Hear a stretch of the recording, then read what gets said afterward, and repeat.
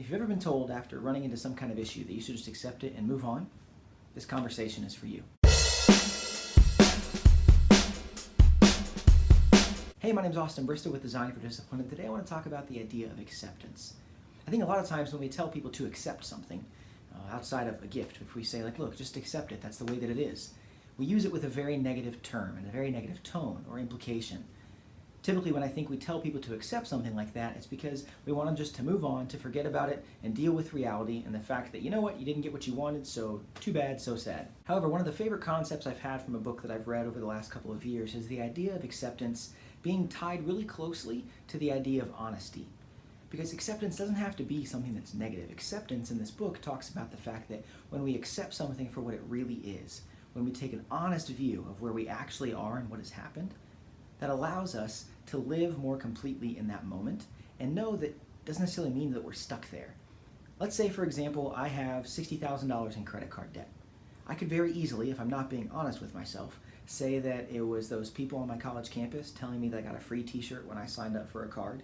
It was my friends who were all doing it too. It was my parents' fault because they didn't warn me about the dangers of only making minimum payments on my credit cards. Those types of things are the types of things that we tell ourselves dishonestly to live with a certain situation. However, if I'm ever going to overcome that $60,000 in credit card debt, I have to accept the fact that it's my fault. I'm the one who signed up for those cards. I'm the one who swiped all those things. I'm the one who only made the minimum payments every time a bill came in the mail. So, what acceptance would allow me to do is acknowledge where I am and then move forward from that point. Once we've tied honesty and acceptance together to get a true view of where we are, that's where we're able to understand, like, you know what? Maybe I'm at a plateau. I did get passed up for that promotion. I am in a lot of credit card debt. I have some situation that I'm not totally happy about. But the fact that I can recognize why it happened and I can accept it honestly as where I am in this moment, it gives me an opportunity to make a plan to move forward.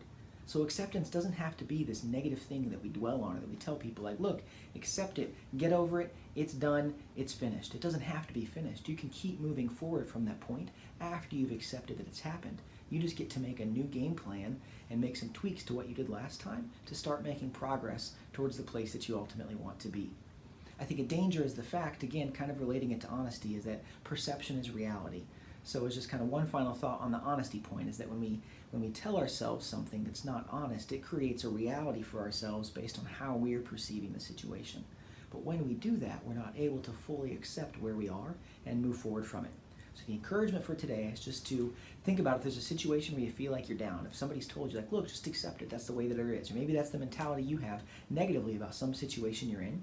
Take some time to think about how did you get there. Realize that accepting it is not a bad thing, and that that's going to give you the open view you need to be able to move past it on to the next step of your life.